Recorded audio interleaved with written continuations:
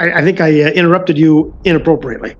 How's that? I said differently, I could sentence you to the maximum possible penalty. You understand that? If you fail to pay that $225 today, you're going to owe all of the money. I can issue a warrant and you could sit up to 6 months in jail. What you just saw was the sound of a decade-long legal battle reaching its breaking point, a judge's rare admission, the threat of maximum jail time, and a ticking clock. But what really led to this ultimatum? This is Michael Glenke.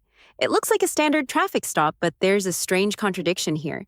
Michael has been arrested for driving for over a decade, yet he's never actually held a valid license. He's currently drowning in nearly $2,000 of legal debt while trying to raise an 8-year-old grandchild. Why did the judge admit to having a soft spot for him back in 2020? Is he a reformed father or a serial offender playing the system? If you want to understand how judges balance the letter of the law with human empathy, hit subscribe for more expert courtroom analysis. Let's head back to the beginning. Yeah. It'll be dismissed probably. Well, I guess I don't know what we're pleading to, so they're all initials. All right. Thank you. I need 2 seconds from Mr. Schmidt. He was only in jail 2 days. He doesn't remember how many days he spent before. On the 9th? In the 9th, out of the 10th? Mm-hmm. Oh, well, 2 days is enough. 2 days, and he has 250 posted. You have a lot of cases. Oh, to do this case? Yeah. Okay. Somebody can just tell me how much he has posted, because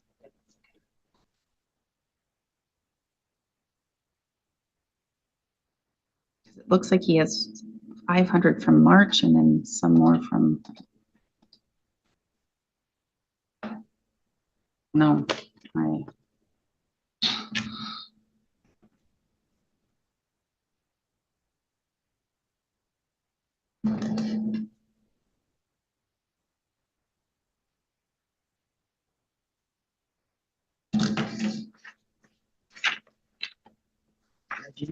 because I think 15 would have been gone. Yep. Per minute here.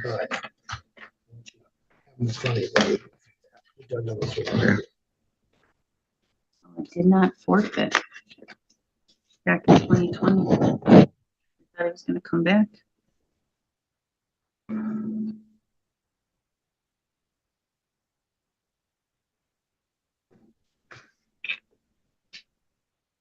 Yeah, that's what I'm seeing too. So, okay.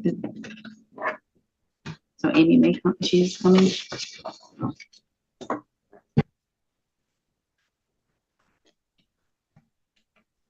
I can go slow. No, that's fine. We'll just do it. We'll go on the record in the matters. 15 CT 67, 15 TR 997, 20 CT 47, 26 CT 14. State of Wisconsin versus Michael Glenke. This date appears through District Attorney Kevin Schmidt in person. We have Mr. Glenke in person with his counsel, Eugene Harrington. We're set today in these matters for initial appearances.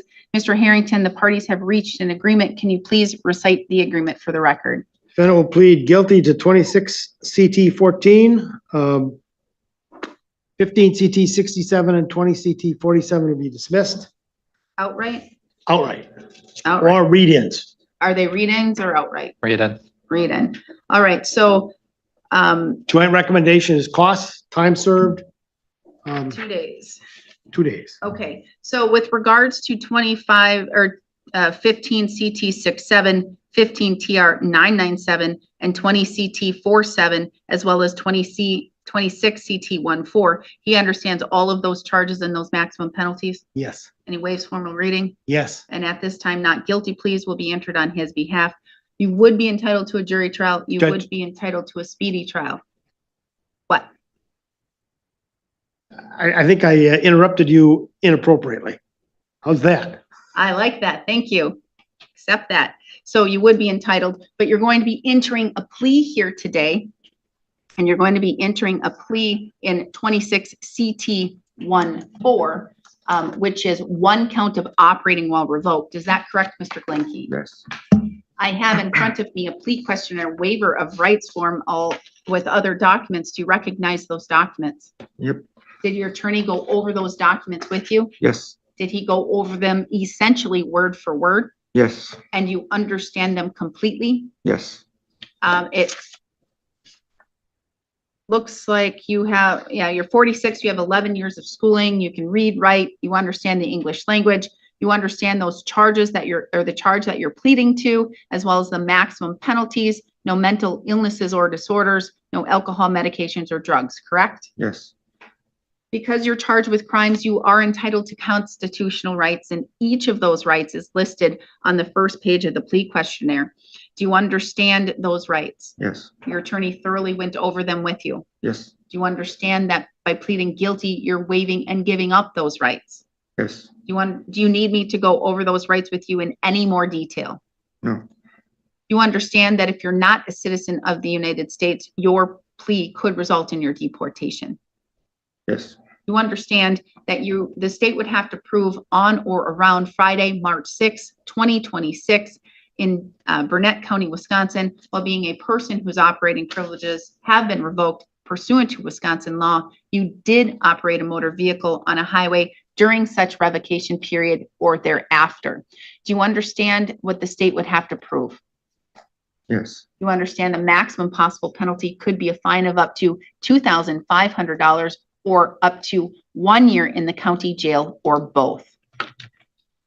yes, Do you understand that there is an agreement that's been reached between the parties that is that the court, a recommendation to the court for costs as well as for time served, 2 days of jail? Do you understand I'm not bound to follow that? yes, I said differently, I could sentence you to the maximum possible penalty. You understand that? yes, Do you still wish to proceed and enter a guilty plea?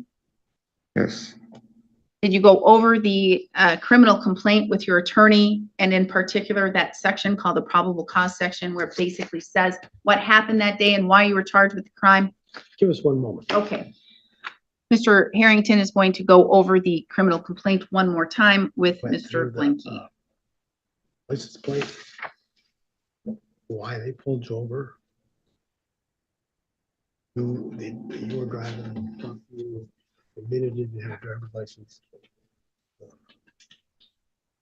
If it was anything, Vehicle belonged to who? oh, you don't, or I can maybe, Just bought it. So from Amy's not Benjamin. here, so I oh, she's not. can't do it. Well, this is explanation. There weren't any drugs or alcohol or nothing in the car. You just driving without a driver's license. Any questions? Go ahead. Judge. All right, so you understand the facts that are alleged? yes, For the most part, are those facts accurate? yes, Mr. Harrington, may the court use the probable cause section of the criminal complaint to find a factual basis? Yes, Judge. Has anyone made any threats or any promises to you for you to plead guilty to the charge? no, You're doing so freely and intelligently, telling the court you fully understand. yes, And has your attorney represented you competently? yes, Has he answered all of your questions? yes, And has he looked at this matter thoroughly? yes, You're satisfied with his services? yes, Any questions for the court or for your attorney before I proceed? no, All right, then as to the sole count operating after revocation in 26 CT 14, how do you wish to plead? guilty, The court will find your plea of guilt is done knowingly, intelligently, and voluntarily. The court will find you understand your constitutional rights and what it means to waive and give up your rights. We'll find a factual basis to accept your plea of guilt. Based on that, I will find you guilty of the sole count in the 26 case. The other matters will be dismissed and read in for purposes of sentencing. A judgment of conviction will be entered today. Argument, Mr. Schmidt. These are OARs that occurred over a long period of time where he'd get it and then he'd just leave. That's why we have cases spanning back like a decade. We have Kenneth Cutt. The first one's a Kenneth Cutt's case.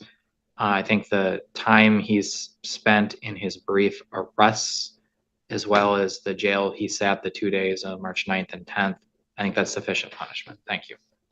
Mr. Harrington. Thank you, Judge. Gravity of the offense, when I look at the operating after revocation, preface my comments with every crime is serious. But in the grand scheme of our criminal code, this is right near the bottom of seriousness. But it is serious because the law requires that people, if they're going to operate a motor vehicle on the public thoroughfare, that they have a driver's license, that they be subject to the state. Mr. Glinke has never had a driver's license. When you look at the criminal complaints, the factual basis, he's never had a driver's license. He had a OWI conviction long ago. He tells me he has some fines that need to be paid before he can get a driver's license, but that he's slowly but surely working on them. He's employed by his family, and Is this his mom? yes, she's his driver today. And he makes money and he pays cash and for most of his bills, and he's just kind of getting through life on a pretty low level. This appears to be a change in that the crime is the same, but he showed up today, and that's to his credit.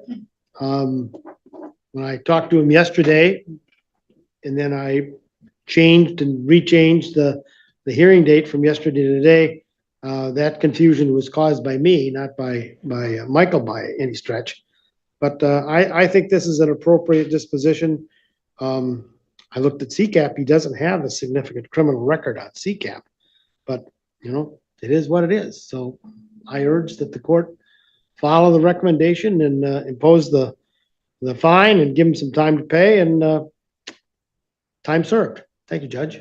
Thank you. I usually don't do this, ma'am, but you did raise your hand, and I'm going to tell you, I have a question for you anyway. So what would you like me to know? Why did you raise your hand?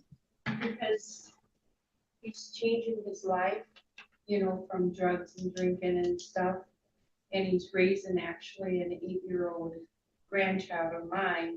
And he's doing the teachers. I'm constantly checking in and the teachers say he's doing fabulous.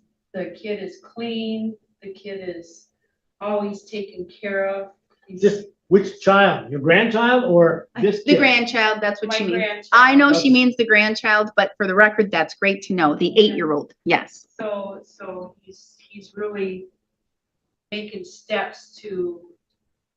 I appreciate that, and I'm going to have one question for you, and I'm hoping you're going to answer in the positive, because that's going to go a long way to him improving and stepping a lot further faster. But I'm going to wait. First, I want to hear from Mr. Glinke, and then I'm going to ask you a question. I'm really hoping in the bottom of my deepest of all my hearts that you're going to be able to do what I'm asking. Mr. Glinke, anything you want to let me know, you want to tell me? Your mom said a lot, and that was all good and positive. I'm not much of a talker, but That's fine. That's totally fine. Here's the deal.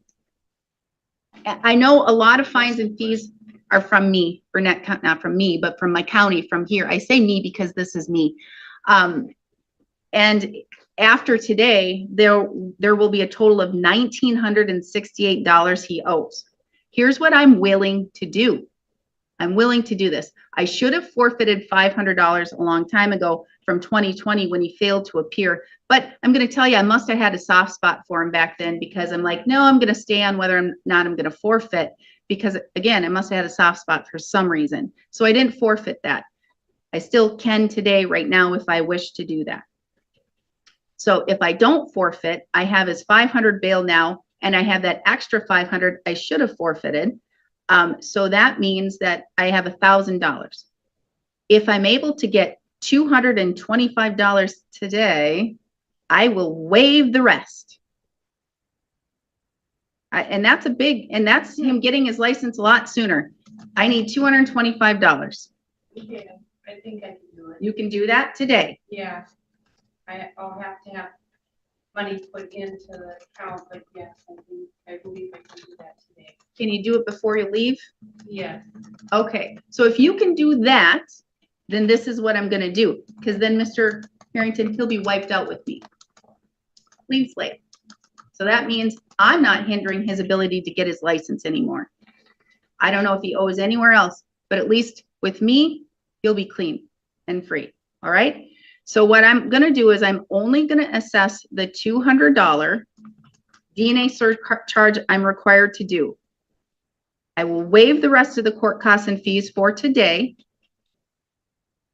I will take the 200 out of that. I will say the remaining 800 that I have in this case will be applied to past due fines and fees on the requirement that before you leave here today, you pay $225 to the clerk towards his fines and fees, and I will waive the rest. Deal? No. Deal. All right, done. So you should walk out of here with a clean slate. Don't drive in my county again without a driver's license because I'm doing this for you. And it's for you and it's for your 8-year-old. Okay? Thank you. 20 days to appeal. Should you fail to appeal within 20 days, you do lose that right. I need your DNA. You're going to need to go to the jail and provide your DNA. This is something in which you can request the DNA be expunged through a written letter to the Department of Justice.